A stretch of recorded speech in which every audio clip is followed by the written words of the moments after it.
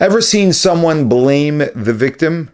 In this clip, the American ambassador to Israel, Mike Huckabee, faces off with European leaders who are pointing the finger at Israel, when in reality, their target, of course, should be Hamas.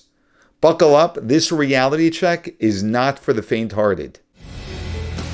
Welcome back, America. You know, it's a great pleasure to have Ambassador Mike Huckabee with us. Full disclosure, my stepson works with Mike, and Mr. Ambassador, he has nothing but praise for you. And I just want to say President Trump, Secretary Rubio, and you are a fantastic triumvirate in a very difficult part of the world where our dear friends, the Israelis, are under a massive propaganda assault in addition to terrorist assault. Mr. Ambassador, I've never really seen anything like this where the Western countries are collapsing, in my view. They're buying into this propaganda.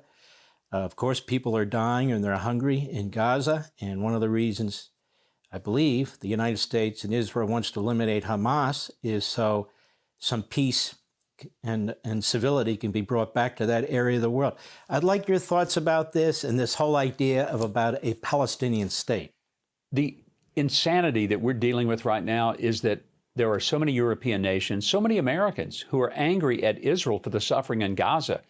Mark, there is one reason that there is suffering in Gaza. It's the same reason that 1,200 people were massacred on October the 7th. It's the same reason that 250 people were taken hostage. 50 of them continue to be held hostage and tortured. And that's because of Hamas. Boom. Very simple. Truth is simple. Things get complicated when you try to convolute the truth. Hamas is creating every bit of the problem. And when we call out the victim, and when we put responsibility on other people's shoulders, other than the people who deserve responsibility, we create a far more dangerous circumstance. They're a terror organization, and they've acted like it. And all of this time, Israel has done everything it can. They've made I don't know how many different offers in order to get the hostages out to end this. Hamas always walks away, always says no. And for some crazy reason, the Europeans and people around the world are blaming Israel for this. I can't get my arms around what the rationale is. For some crazy reason. It's insanity. That's what it is. It's crazy. It's complete insanity. That now, after everything, they're coming and saying, we're going to support a Palestinian state. We're going to reward them with exactly the biggest thing that they want to get out of all of this. We're going to give them victory. Shocking, crazy, insane. But it doesn't make any sense. You think the media play a big role, the Western media, the American media? Because I'll tell you, Mr. Ambassador, I have report after report. It's available to the whole world by professors, by think tanks, by media organizations that are not part of the corporate media, explaining exactly what Hamas is doing to the food and the water and the medicine, how they're killing their own people. You know, they're killing their own people the way Stalin killed his own people, the way Mao killed his own people, the way Assad killed his own people. They kill their own people to hold on to power.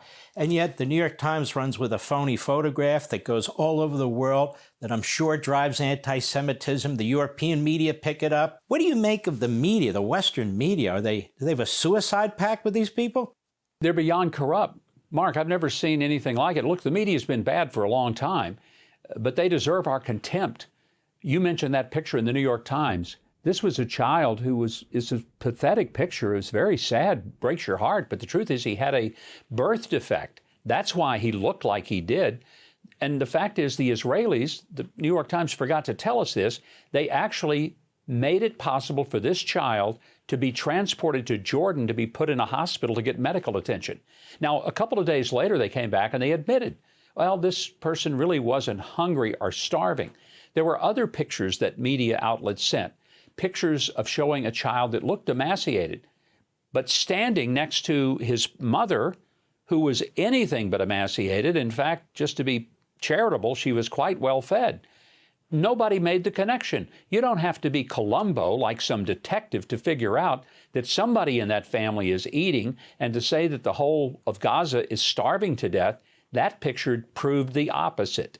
Unbelievable how a paper like the New York Times can take a picture of a child who is sick, which Israel actually helped, and actually use that as false evidence that people are starving in Gaza, and that sells to the world. That's created enormous problems. This is blatant propaganda. Blatant propaganda. There should be checks and balances for this. There should be some type of a price that a newspaper has to pay for that, for the damage that causes. You know, Mr. Ambassador, there are videos of Hamas terrorists in tunnels bragging about the food they have, holding it up and showing it and so forth and so on. There's other videos that show Hamas literally killing and executing Palestinians in the Gaza Strip who are trying to feed themselves. There are pictures and videos of 18-wheelers backed up because the United Nations isn't moving the trucks quickly enough and so forth. There are thousands of pallets filled with water. They're just sitting there. And Israel takes all the blame. It's the only military on the face of the earth that's come under attack by an enemy and is feeding the enemy's people. We've never done that. No other country on the face of the earth has done that. And yet Israel is taking all the blame. How do they get away with this in the media and Hamas and so forth? And you want to ask, how come the Brits are so critical of Israel? I don't remember the British feeding all of the Nazis in World War II and feeling it was their responsibility to do it. I don't remember the French doing that either. This is an uncanny kind of twist of history. And you have Macron in France saying that he wants to recognize a Palestinian state and that Israel is being cruel. And I'm thinking, wait a minute, if you want Palestinian state, let's create one. Put it right there on the French Riviera.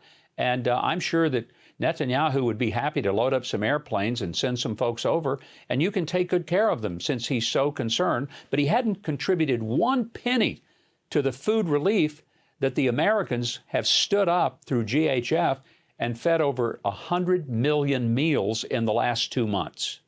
When we come back, Ambassador Huckabee, my question to you is this. What exactly would this Palestinian state look like? What exactly would it look like, and who would run it? And how would we ensure that it doesn't become another terrorist state? You know what? The reason why Macron, England, why they are calling for a Palestinian state is actually because their own countries are becoming one. And the only way they're going to have votes is if they support this entire agenda. They're taking the dangers they let into their country, which is actually destroying their countries, imploding from within, and they are now projecting it out to further the problem. That's what happens when people don't stand on the principles of true morality. The immorality, the corruption grows and grows and grows. They are becoming implicit with the very problem they let into their own country.